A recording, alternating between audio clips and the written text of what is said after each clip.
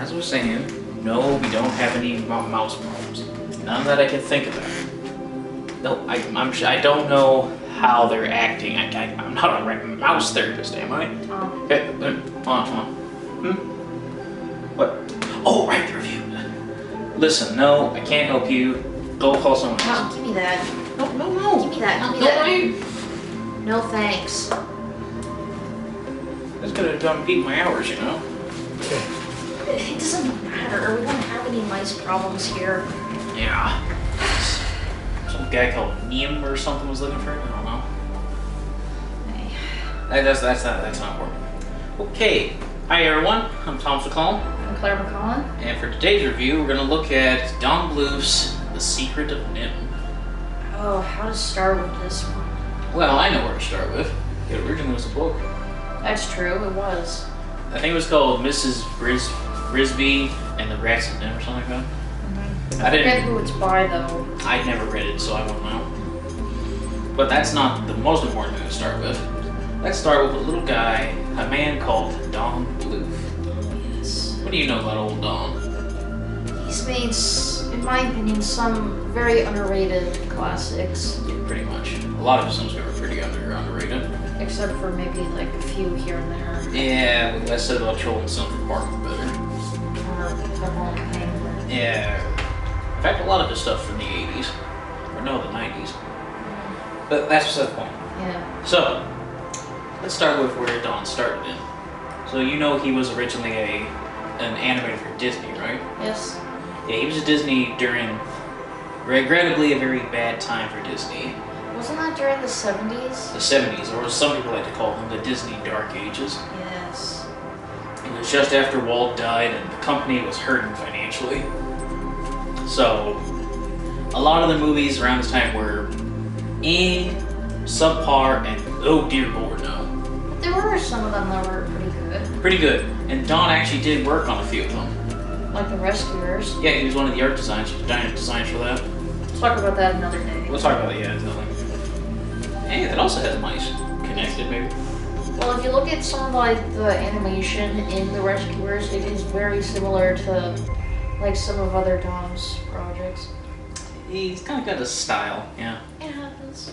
So, well, Don was working with Disney, but he was kind of getting sick and tired of the work there. Yeah. He was getting little to no work and little to no pay from the job, pretty much. So he decided to make his own studio project. I think it was called Blue Film, I believe. Or one of them, anyways. He started a lot of companies. And so Don Bluth, along with a bunch of other ex-Disney employees, including a good friend of his, Jerry Goldsmith, Yes. needed to make a movie to get themselves started in the animation game, right? Yes. And, would you believe it, they had some help from a very specific friend of theirs, a certain Mr. Spielberg. Really? Yeah, Steven Spielberg was friends with Don, and he said, if you can prove yourselves in animation stuff, I will help you with a bunch of your other projects, like The Land Before Time and American Tail. That's the stuff he helped with after they showed their premiere film, The Secret of NIMH. Nice. Yeah. Unfortunately, though, making the film was not easy at first. Oh no. It took them a couple years to make because they were pretty new at the job and they had to do new techniques for the animation, pretty much. But they did a very good job, in my opinion. And they had to work very long hours and sometimes with no pay in mind. But the results speak for themselves, pretty much. Oh yeah. But other than that, let's get to the story now because I'm pretty sure nobody wants to hear all the technical stuff, right? Yeah. How to say? Well, first of all, spoiler alerts. If you haven't seen this film, There's going to be a lot of spoilers on this. yeah. So It's a pretty old film, everybody's watched it at this point. yes, but there are some people that still haven't watched it. But it is definitely a recommend. Now the story, I'll admit, is nothing too new. There's been a lot of stories about animal experiment movies kind of stuff. But this one is very interesting. Yeah, it seems like it's a rat evolution tale, we'll call it. Yeah, I could say that. We start out with the rats of NIMH on the streets of, I'm going to assume New York or something like that. Yeah, it looks like New York. Or somewhere around there. Because actually, the countryside around that area, a lot of people don't know this, but New York actually has a lot of countrysides before you get into the actual city. So you're thinking that they escaped the cities of New York to head into the countryside? Yeah. Sounds about right. I only know this from experience because I traveled to New York once by bus. Oh, obviously. Well, anywho. So, see the rats of NIMH. See that they got experimented on by the forces of NIMH. Yes. Which apparently, I looked up the numeral stands for NIMH, and apparently it's a branch of the government that's used to test psychiatric stuff. You know, like pharmaceuticals. Mm-hmm. Usually for stuff for your brain. And somehow they inject with this mysterious formula that makes them intelligent. Yeah, unfortunately the formula is unknown, and we don't really understand what it was and how much it has increased their intelligence, but we see slowly over time how much it's done its work. Well, I mean, in the movie, they're rats that are slowly becoming more human, pretty much.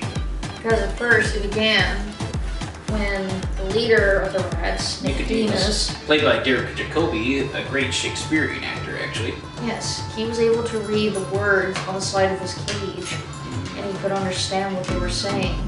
So basically, it starts out slow with basic stuff like reading and writing. Oh, hello. That's another animal now. Hi, Molly. Speaking of animals in NIMH, there's something that always troubled me. Was it just the rats? Because I saw a bunch of other animals there. I mean, when we see the movie at NIMH, when he's talking about that, we see other animals like dogs, cats, monkeys, rabbits. So you'd have to wonder, was it just the rats they tested it on? Or did they go further with their experiment? Oh dear God, we're getting right into plague dog territory. Or God help you, Felidae. Well, that's not Felidae. She's like, yeah, I'm out. Yeah, she just wanted to know this. She's like, yeah, I'm out, go ahead. But this isn't called the monkeys of NIMH, we're looking at the rats of NIMH now. Well then, eventually they were able to escape into the air shaft. Yeah, except the mice, they all got sucked down to their deaths. Except for two of them. Except for two, Jonathan and Mr. Ages. Yes. Speaking of Jonathan, let's now get into the main character of this film. His wife, Mrs. Brisby. We never get her first name, do we? No, not really. Everyone just knows her as Mrs. Jonathan Brisby. Right, does she not have a first name? I bet she does, but I couldn't find it. I bet she does have a first name, but it's currently unknown. Well, thank goodness, because in my opinion, Mrs. Brisby, one of the most badass, underrated female characters in any fantasy film, pretty much. Oh, yes, that is... I mean, she goes for a lot in this movie. And she does this mostly by herself. I mean, yes, she does get assistance from like here to there, but she's mostly doing this like on her own. That's what I call girl power. And this is not an easy time in her life because her husband's dead. Her youngest son is sick in bed with pneumonia, which from experience, it is awful. Then she's got also those 3 other bratty kids. Her 3 other kids are kind of brats, and Mrs. Auntie Shrew. And the Auntie Shrew. Who's literally living up to the name. She's a big shrew. Bless her, she does try to help, but yeah, she is old crone. An old crone carrier stereotype. Yeah. But then we also get other stuff that she has to deal with, like, giant owls, giant cats, other psychopathic rats with swords. Oh yeah. You name it. So, bless her heart, Mrs. Brisby goes through hell for her family. Well, she realizes that she has to move her family, but the problem is, her youngest son Timothy, he can't move. Which, by the way, he apparently gets pneumonia from a spider bite. Is that possible? It is possible. I thought you just become Peter Parker. You see, the thing with pneumonia, not a lot of people know, it happens through either an infected cut or a bite. Like an insect bite. Exactly. And since he's a mouse, being bit by a spider is a lot more fatal. Can mice get pneumonia? Maybe yeah. they can, I'm not sure. I believe so. And they get the same diseases as us. As most other animals do. Exactly. Anyways. point is, she has to get her family to move because moving day is happening, which involves a giant tractor plow. Because they live in a farm field. They live under a sort of like a stone thing. They live in like a little brick that is buried deep in the mud. You gotta love the design for this film. Everything that's small and insignificant to us, to these mice, is literally everything, pretty much. Well, actually, it's very common for mice actually to make homes like that. Or in this case, they literally make their clothes out of our scraps of clothes.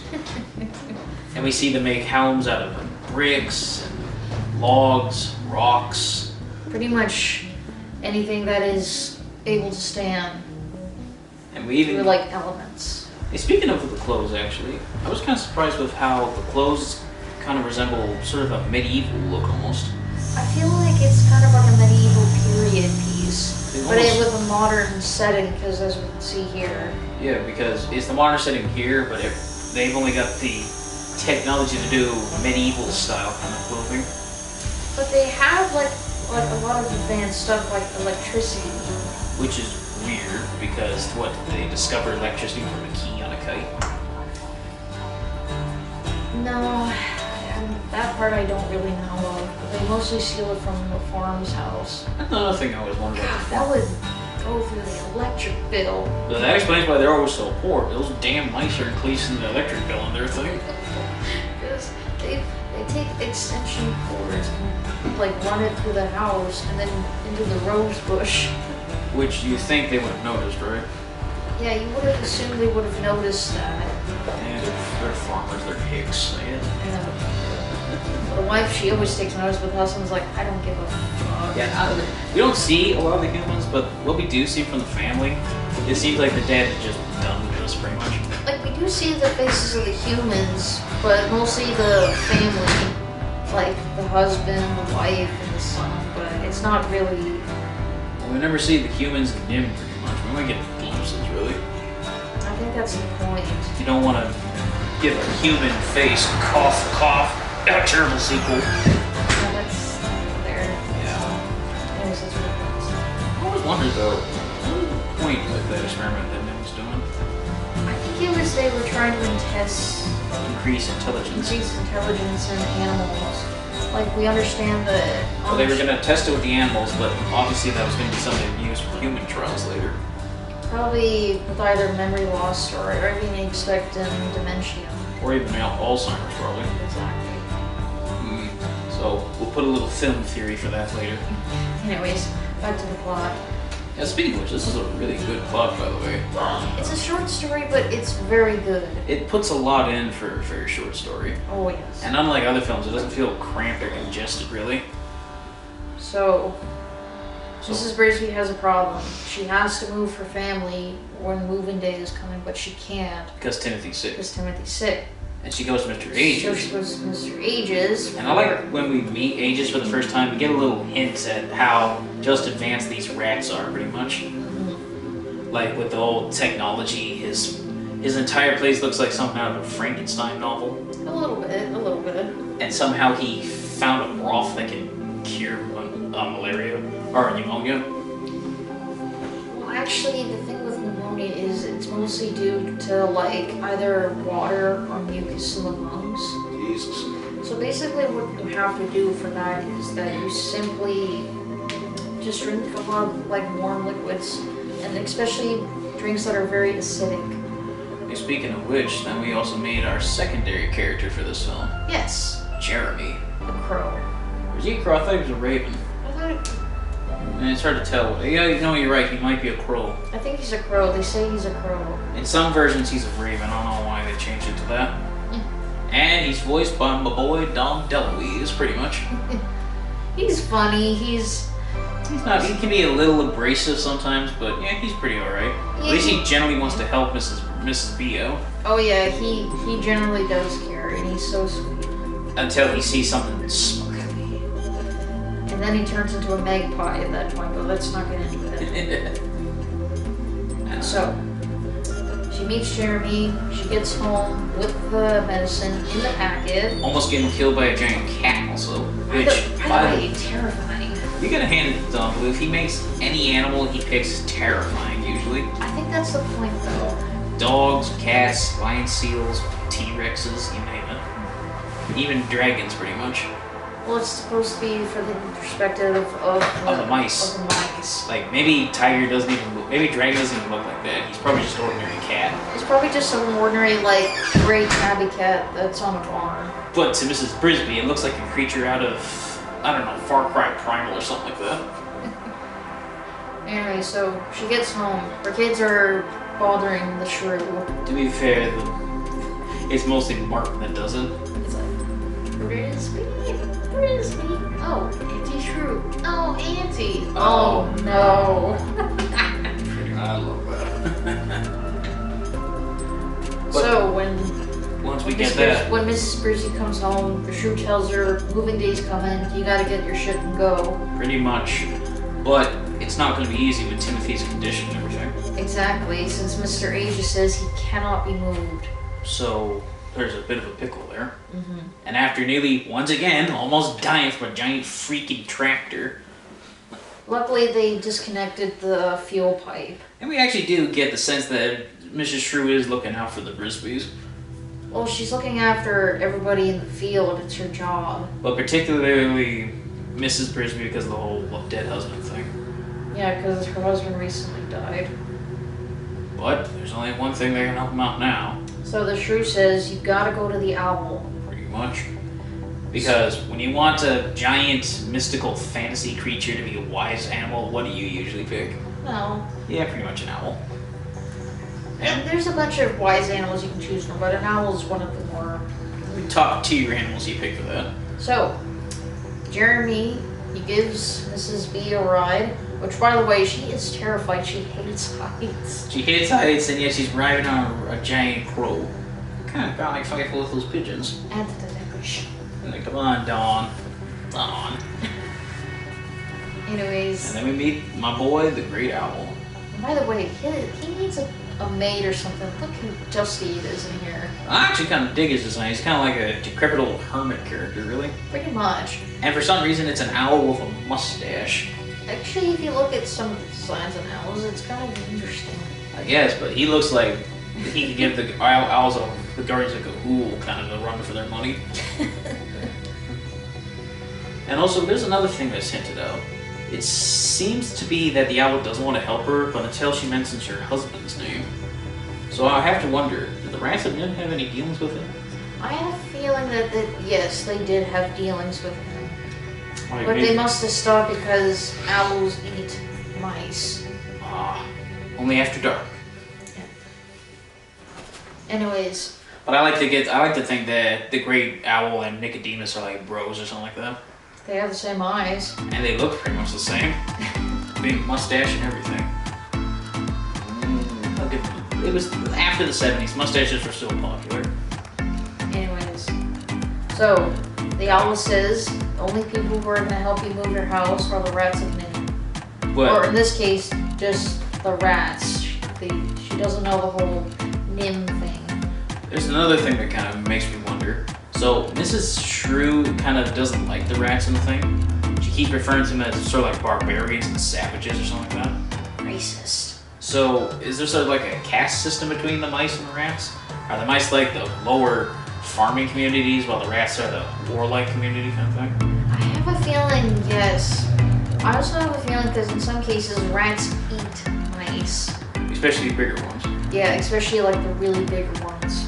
But in this system, I guess these rats are trying to be a little less like their other rat counterparts. The ones that haven't been given the whole NIMH juice thing. Exactly. And then we finally get to the rose bush, pretty much. Yes. Oh boy, that rose bush is creepy. At first it's creepy, then it has real beauty inside the further she goes down, which apparently is 6 feet. 6 feet? Did the rat just dig it? Yep. That was taking ages, probably. Ages, maybe? Actually, it's weird. Almost going into the bush, it kind of reminds me an awful lot of, you're going to think this is weird, it kind of reminds me an awful lot of Dragon Slayer, actually, also by Don Bluth. A little bit. It's got that sort of dark, foreboding tone, but there's also a lot of light moments in it as well. And hey, we also get a giant rat with a giant spear thing going on. Okay. So we were talking about the rat with the giant spear, right? Brutus? Jesus, yeah. I kind of like the names. They all got these very Romanish names, kind of. Except for one of them. What was that? All right, Justin, our rat. I mean, not that Justin. Another Justin we know named. Yeah, let's. Actually, weirdly enough, Justin was the name of one of the Roman emperors. Actually. Really? Yes, there was Emperor Justinian I of the Byzantine Empire. See what I mean? And I know one thing about the actor who plays him. He does it really good with Justin's voice. Yes. He kind of comes across as sort of a Robin Hood-ish kind of character.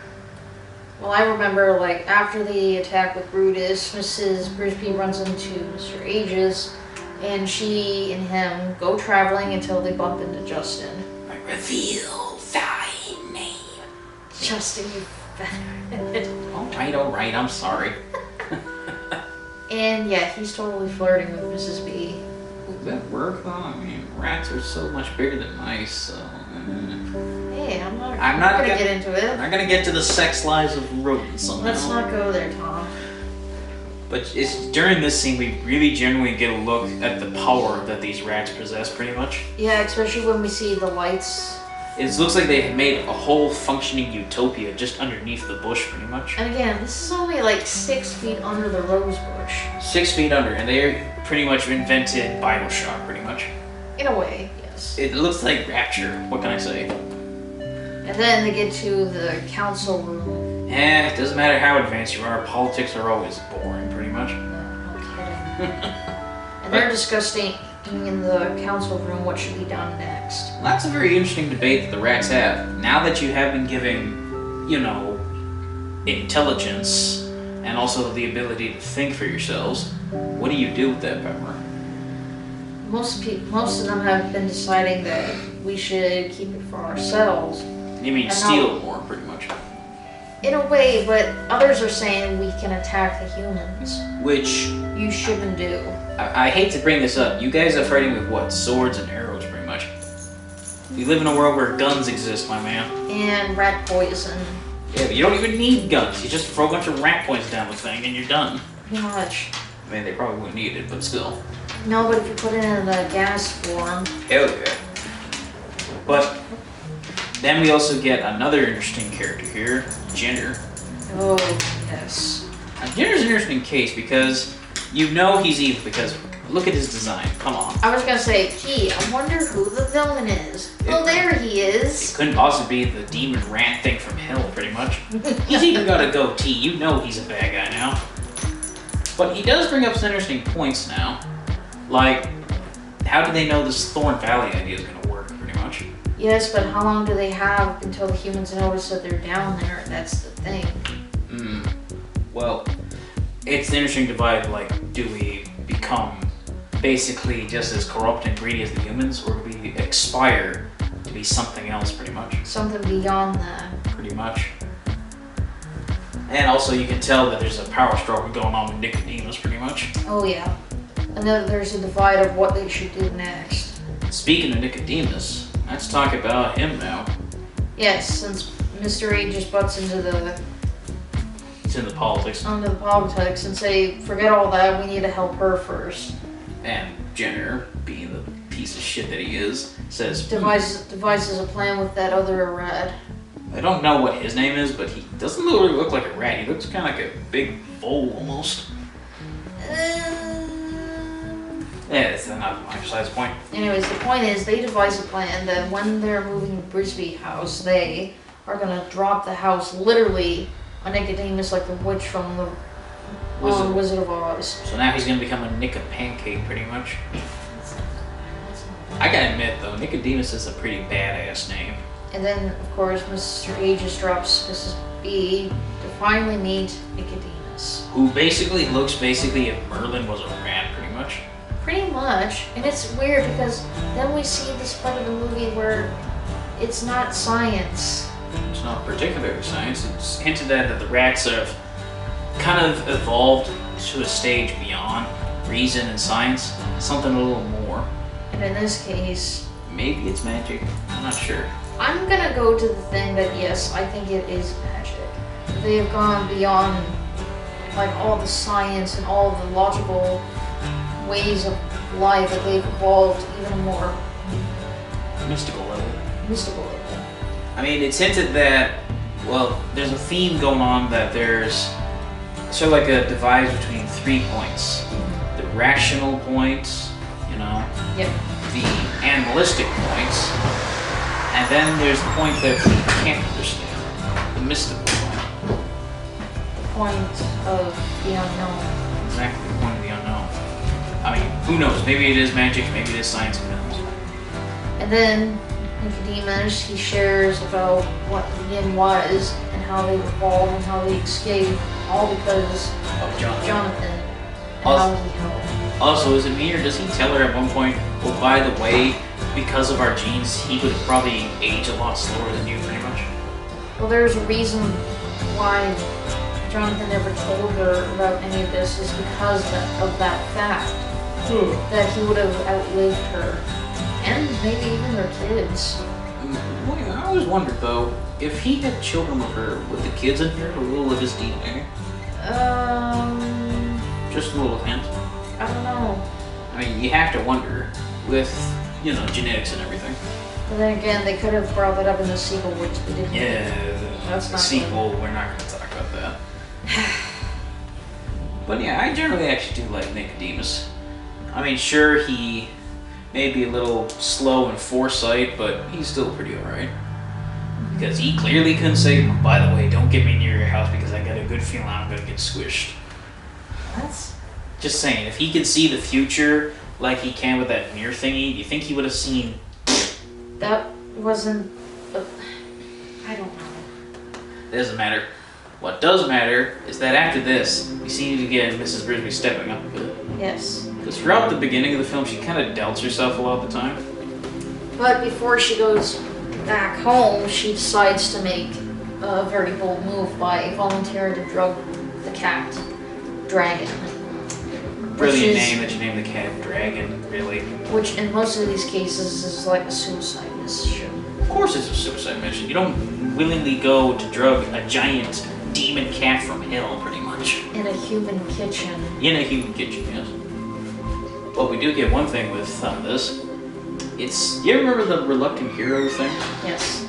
How you're a hero that starts out that has no hopes of being a grandeur, but then you just rise up to it. That's what I definitely get from Mrs. Brisby here. Maybe a tiny bit, but it's mostly due to determination that she wants her family to be in a more safer place. Exactly, especially Timmy. And because her husband's gone, she has to step up to that. And of course, we get some snippets with Jeremy being pretty much kind of not helpful at all. Yeah. Being captured by Mrs. Shrew and everything. And of course, let's not forget the legs. The legs! And of course, the youngest daughter thinks that he's a turkey for some reason. I don't know. He wasn't a couple of stinkers in his career. Yeah, let's not go there. But So, Mrs. B, unfortunately, she did drug the cat, but she got captured in the process. you think those farmers would realize that that cat has acted way more chilled out than usual. Stupid farmers. Country bumpkins. Country bumpkins with red hair. Alright. Anyways, so she gets captured. The rats are just going ahead without her. Because moving the house. they got no time to wait for her. But there is a good thing that comes out of this. She does hear about NIMH coming. Yes. Nim calls the house, and the farmer, he picks up the call and says, yeah, I want that rose bush destroyed. You have to wonder, when exactly did the whole NIMH thing happen? Because, I'm assuming it would be a few years after the rats got injected, right? Probably, but it looks like they have been searching for them. You think after a while all their funding would just dry up, right? Pretty much, but I don't know. I guess they're like really desperate to get those rats back. Well, maybe that there were some in the city, but they traced them out to the country. Well, they'd have to spend years and years investigating that crap. Anyways. So she uses the cup to push herself out, right? Yes, she uses the cup to push herself Well, the drink out. water thing out, yeah. Yeah. Well, she got a nasty cut though. She did. She got a cut around the armor kind of thing. But luckily, it was just a minor scratch. Oh yeah, it's a minor scratch. And then she uses some string from the sock to get down. Yep. And then when she does get there to the block, everything that you could imagine to go bad did happen. Pretty much. Let's see.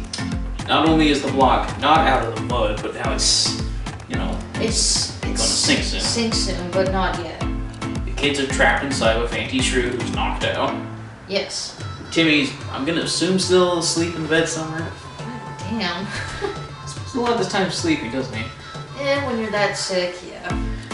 Let's see. Nicodemus is now dead. Splat Rat, we'll call him. And Jenner is saying, yeah, this was really sad. By the way, guys, we should surely go back to our bush where we belong.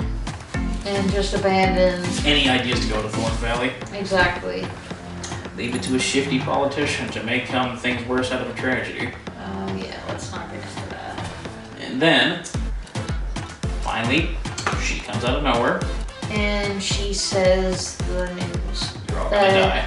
You're all gonna die unless you leave tonight.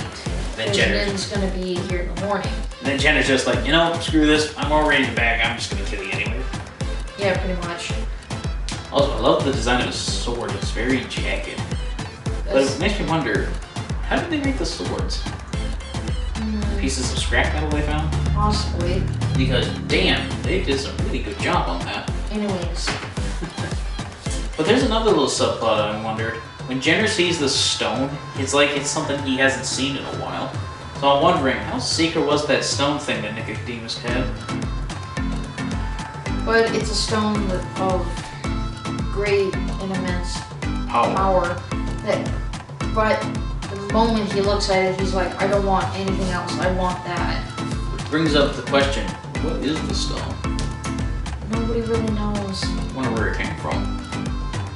What's the importance? Where did it come from and everything? I don't know. Is it the source of Nicodemus' power, maybe? And if that's the case, where did Nicodemus find it?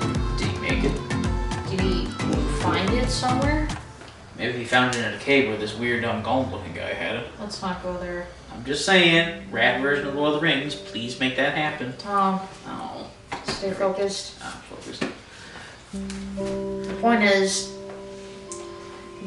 now then Jenner and Justin duel.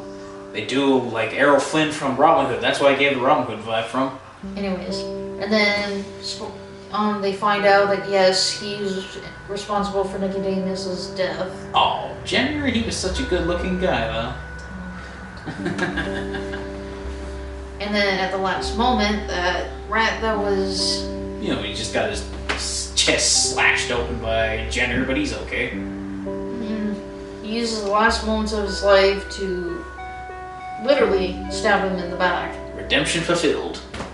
And then they both die. So would that be rat dead redemption? Let's not go there. Just saying. Anyways. And then, a scene that got everyone's blood pumping, the sinking of the brick. Yes. Because... And then they literally do everything they can to try and stop it from sinking, but unfortunately it sinks faster, and inside the mud is leaking through, and it's slowly like filling up the entire house. When you watch that scene, you kind of felt like, ooh, please don't kill the kids. Because that's not water, that's mud, which means you would suffocate a lot quicker. Hell yeah. And there's no air. No nothing. No light, it's dark. Ugh. Metaphor for death, if I've ever seen one. So Mrs. B, she tries to do everything she can, but they end up having to drag her out from the mud. But if only with that stone thing that she finally gets it. Yes, when she picks up the stone. This scene's interesting because she becomes mad. Mouse Jesus? I was gonna say more like Well, I remember some people didn't like the scene because they thought, oh, it's just the biggest ex machina they can think, pretty much. But no, I think it might represent another thing. They try getting the brick out with all their logic and reason and all their technology they can do. But it was because of all that all this mess happened in the first place. And Brisby's only able to get it out with her faith basically. And her courage. Pretty much. It's the faith in a higher power that she's able to get it out. I don't know if that's a Christian metaphor or if it's just a metaphor and believing in magic, but it could be something like that. Yeah, so for people who don't really like the saying, you can go fuck off. Yeah, we're not gonna say fuck off, we're not gonna freak off. Yeah, well, I said it anyway. But she managed to get it out, and now she's even able to move it under the lee of the stone. Pretty much, just like the owl wanted. And she blacks out. You would too if you had that amount of power going through your hands. Pretty much. And then Timmy finally gets to say something in the movie, pretty much. He says, Mama, I want to get up. Not tell you better. Well, he's doing better. Like, he's not like...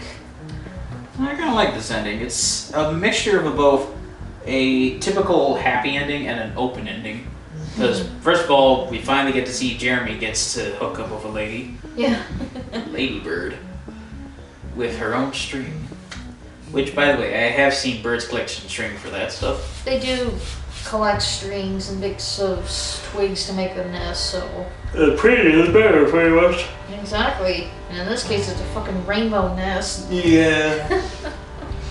And the kids seem to be pretty alright now. Yep. And now that they're in the lee of the stone, they don't have to worry about ever moving again, because the tractor can't go near there. Hey, even Mrs. Auntie Shrew's still alive. Oh no. Oh yes. But hey, I also like to think it's a good ending for Miss Brisby because she finally got sort of like her courage, basically. But it's also kind of open because it leaves a lot of questions about what's going to happen now. Like Well, the rats right- are going to Thorn Valley, right? Well, the rats have left that night. With all their stuff, they destroyed all the evidence that they were ever there in the rose bush. Which, by the way, that is fantastic pickup jobs. Oh yeah. It takes me a day and a half just to clean up something, pretty much. These guys do it in like 24 hours. Yeah, pretty much. So by the time Nin gets there in the morning, there's They're all nothing. gone. They're all gone. So that leaves their trail dead. But that brings up the question, when they do make it to Thorn Valley, will it work out? Will it work out? Are there going to be problems? Like what happens? Like, they're gonna be now in the open, pretty much. Pretty much. Where all the elements can get to them. Elements, predators, and Nim's probably gonna be still looking for them, right? Exactly. Unfortunately, the sequel didn't really handle it well. Handled it well, they just kind of just butt-fucked it, pretty much. And I always thought about if they did make a sequel, maybe they could have explored maybe how the rats had to deal with the fact that they are basically the first of their kind, an intelligent rat species. and they're now starting their own civilization out in the middle of nowhere, Their own utopia, basically. pretty Or much. like a ratopia. But it'd be interesting to see how they would deal with that, pretty much. But nope, we just got this stuff. So, we'll leave it at the first film. And I don't know why they had to make Timmy a main character. He doesn't even say anything really in the first film. Yeah, let's not go there. So, overall, what do you think of the film? This film is amazing. Yes, it has a lot of questions about it, and yes, there are some problems I can see here and there, but I love everything about this movie. Like, I watch it again and again, and it never gets old for me. Alright, I'm gonna have to go with you too. I also think it does have some problems here and there, like there's some animation errors I've noticed here and there. There's a lot of copy paste with some of the rats, pretty much. And yeah, but it's like... And yeah, this story has been done before in other ways also. But I like to think of it as a good experience for your kid that wants to be away from more kid-friendly stuff into more mature things, pretty much. Because if you think about it, this is a very dark film. Don Bluth. His philosophy is this always. You can put your protagonist through all kinds of crap, just make sure they get a happy ending. In this case, he handled it very well. Yes, very, very well. And hey, this is the film that even today people still say is his legacy, pretty much. Oh yeah, that is true.